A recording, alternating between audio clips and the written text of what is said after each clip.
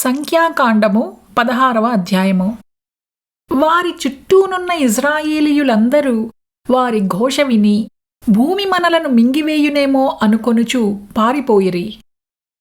మరియు యెహోవా యొద్ద నుండి అగ్ని బయలుదేరి ధూపార్పణమును తెచ్చిన ఆ 280 మందిని కాల్చివేసెను.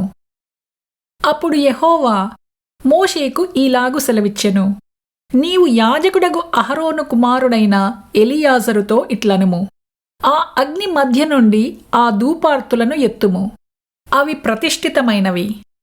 ఆ అగ్నిని దూరముగా చల్లుము.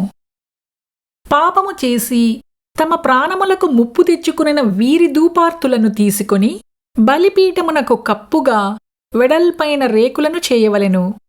వారు యెహోవా సన్నిధికి వాటిని తెచ్చినందున అవి ప్రతిష్ఠితమైనవి. అవి ఇజ్రాయేలీయులకు ఆనవాలుగా ఉండును. అహరోను సంతాన సంబంధి కాని అన్యుడెవడును యెహోవా సన్నిధిని ధూపము అర్పింప సమీపించి కోరహు వలెను అతని సమాజము వలెను కాకుండునట్లు ఇజ్రాయేలీయులకు జ్ఞాపక సూచనగా ఉండుటకై యాజకుడైన ఎలియాజరు కాల్చబడిన వారు అర్పించిన ఇత్తడి ధూపార్తులను తీసి యెహోవా మోషే ద్వారా తనకు చెప్పినట్లు వాటితో బలిపీఠమునకు కప్పుగా వెడల్పైన రేకులు చేయించెను.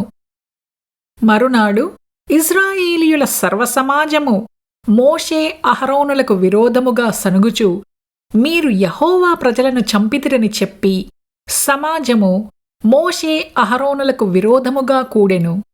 వారు ప్రత్యక్షపు గుడారపు వైపు తిరిగి చూడగా ఆ మేఘము దాని కమ్మెను. యెహోవా మహిమయు కనపడెను. మోషే అహరోనులు ప్రత్యక్షపు గుడారము ఎదుటికి రాగా యెహోవా, మీరు ఈ సమాజము మధ్య నుండి తొలగిపోవుడి, క్షణములో నేను వారిని నశింపజేయుదునని మోషేకు సెలవీయగా వారు సాగిలపడిరి. అప్పుడు మోషే, నీవు ధూపార్తిని తీసుకొని బలిపీఠపు నిప్పులతో నింపి ధూపము వేసి వేగముగా సమాజమునొద్దకు వెళ్ళి వారి నిమిత్తము ప్రాయశ్చిత్తము చేయుము. కోపము యెహోవా సన్నిధి నుండి బయలుదేరెను. తెగులు మొదలుపెట్టెనని అహరోనుతో చెప్పగా మోషే చెప్పినట్లు అహరోను వాటిని తీసుకొని సమాజము మధ్యకు పరుగెత్తిపోయినప్పుడు తెగులు జనులలో మొదలుపెట్టియుండెను. కాగా అతడు ధూపము వేసి ఆ జనుల నిమిత్తము ప్రాయశ్చిత్తము చేసెను. అతడు చచ్చిన వారికిని బ్రతికియున్న వారికిని మధ్యను నిలువబడగా తెగులు ఆగెను.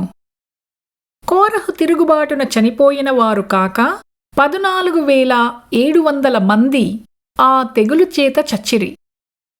ఆ తెగులు ఆగినప్పుడు అహరోను ప్రత్యక్షపు గుడారము యొక్క ద్వారము దగ్గరనున్న మోషే యొద్దకు తిరిగి వచ్చెను.